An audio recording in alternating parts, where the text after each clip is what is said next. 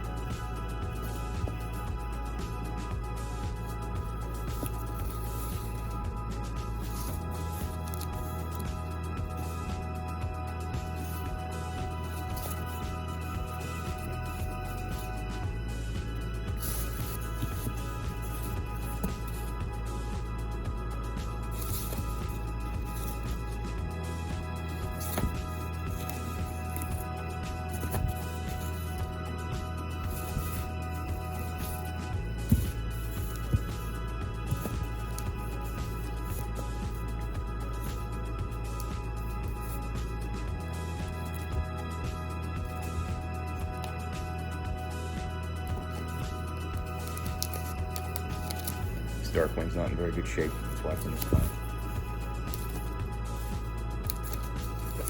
Not in very good shape.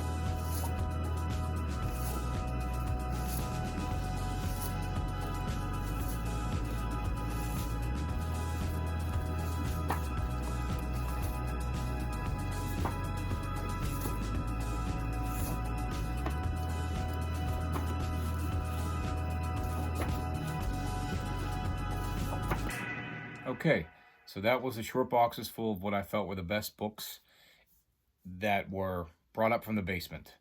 Um, they're probably the best book in that group is going to be your Return of the Jedi 1 through 4, still in the poly bag, sealed from the 80s. That's probably $200 set right there.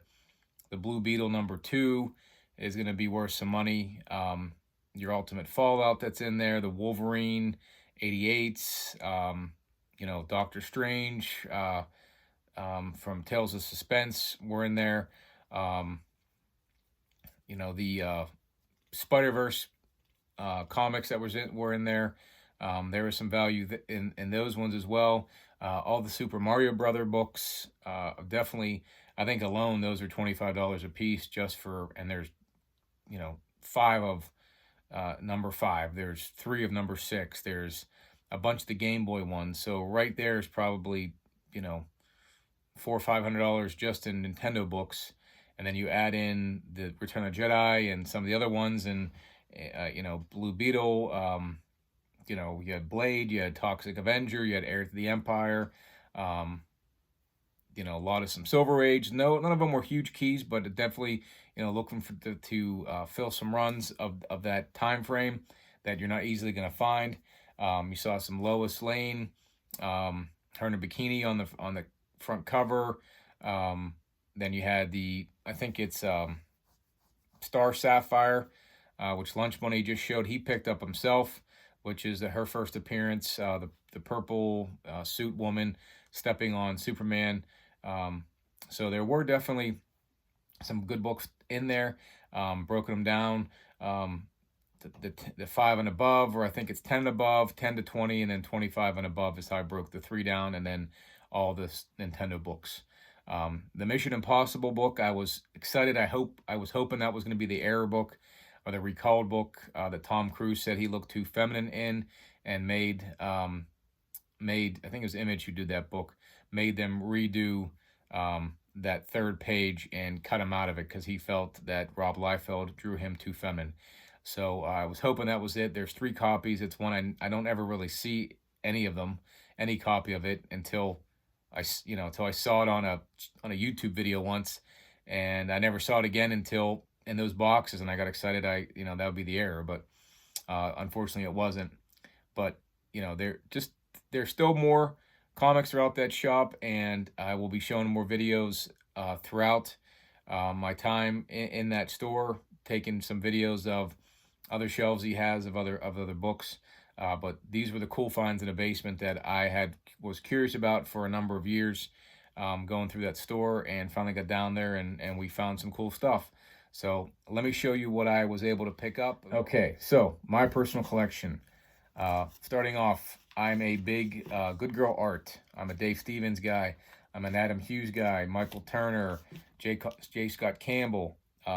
Those are some of my favorite artists when it comes to drawing of the female figure. And one I grabbed, I'm a fan of Power Girl, and one I grabbed is a Michael Turner book, Justice League of America number 10. This is a Michael Turner cover of Power Girl. And I believe Zatanna on here. If I'm wrong, apologize for that, but I just recognized Power Girl. So grab that one. Next one is Tony Daniel, Tomb Raider.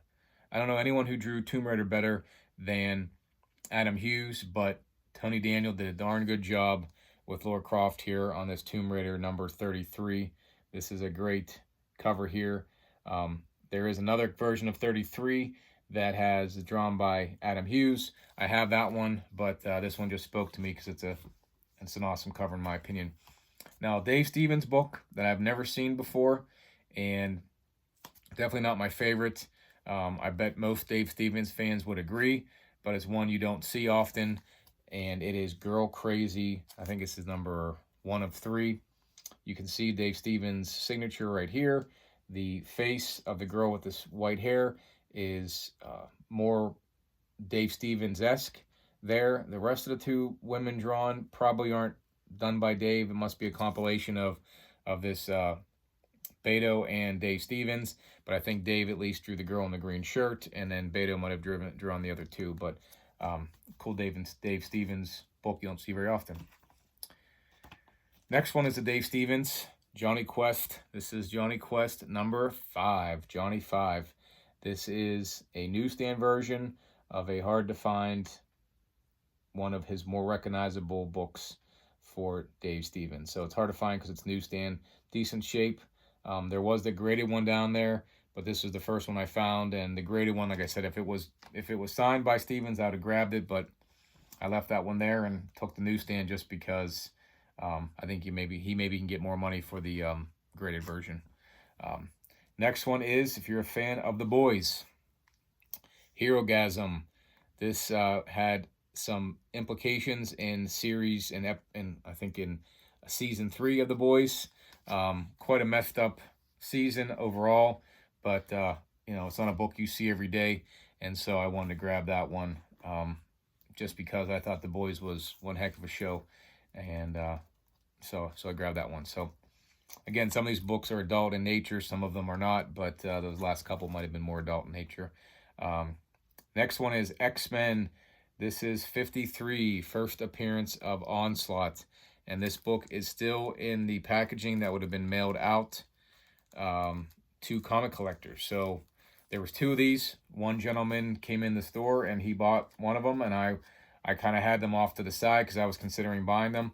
And so he got one and I got the other one here, and I just thought that was cool to have one that's still, in the mailing packaging for the collector back in the 90s. This next book goes to my boy Ricky. all sorts of words. He's a big Judge Dredd fan. This book doesn't have a ton of value because it's not his first appearance. This may be his first U.S. appearance, but it's not his first appearance. That's in a AD 2000 or 2000 AD comic strip. But this is just a cool cover. I'm a fan of Judge Dredd. I like those apocalyptic characters from the 80s and 90s. So glad to have it. Maybe one of these days I'll get some reading done, or maybe I'll just have Ricky tell me what the synopsis is so I can save myself the time. Next book, I mentioned this on a previous video, but it was Marvel Spotlight on the Moon Knight, number 28. This book has a subscription bend down the middle of this book.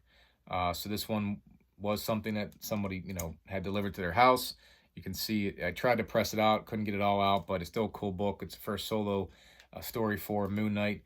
So I was happy to grab this to go along with the book I'd found a couple months ago, Moon Knight #1, in his first Unlimited series.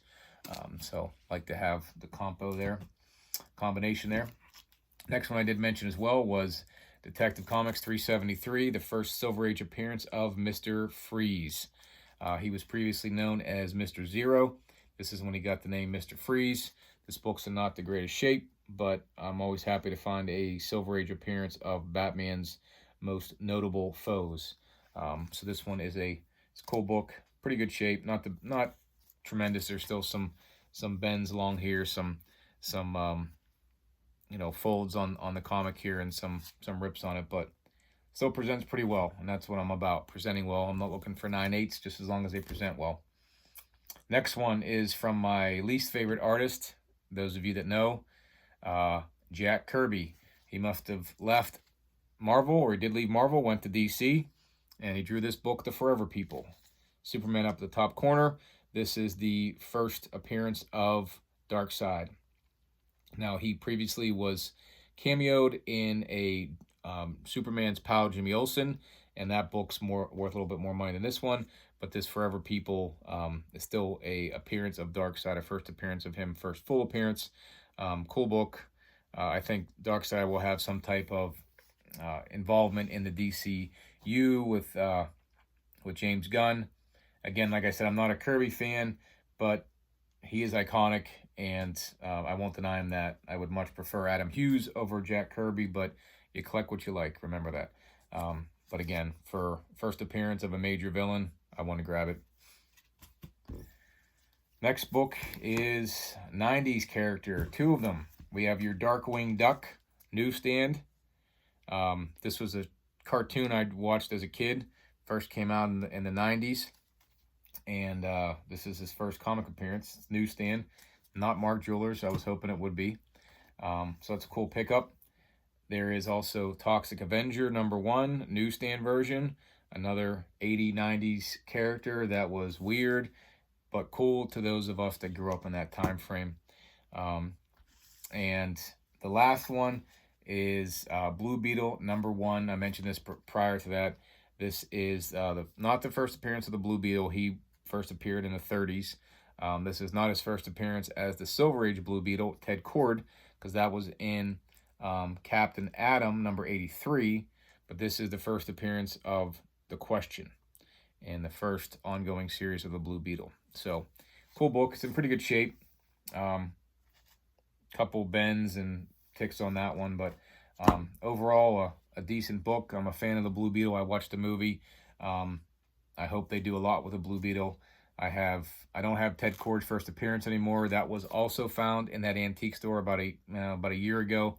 I did find that Captain Atom '83. I did end up selling that one, but I am a Blue Beetle fan, so I got this one, and I think I have the first appearance of the third Blue Beetle as well, who was just in the movie. So we'll see. But tell me what you think. Did I pick out some good books here? I know there was plenty others to choose from, but again, you got to collect what you like.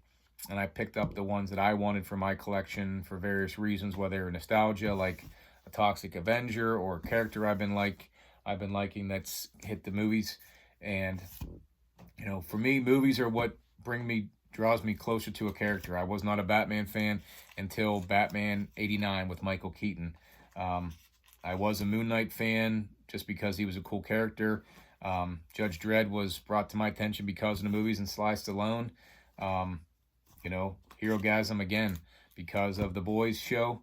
And, you know, Dave Stevens, hard not to notice his artwork throughout my time of collecting. But, you know, essentially, I collect what I like. I think I picked up what I wanted, but let me know what your thoughts are and if there's something else that I should have picked up. So there will be some more videos coming up with that antique store, so make sure you check them out. Appreciate you guys watching this video, and we'll be seeing you on whatever Absolute Game of Nerds has to do next, whether it be an interview, more going through long boxes, LCS, antique stores, or just showing off books that we picked up from eBay. So we're looking forward to having you guys watch. Peace.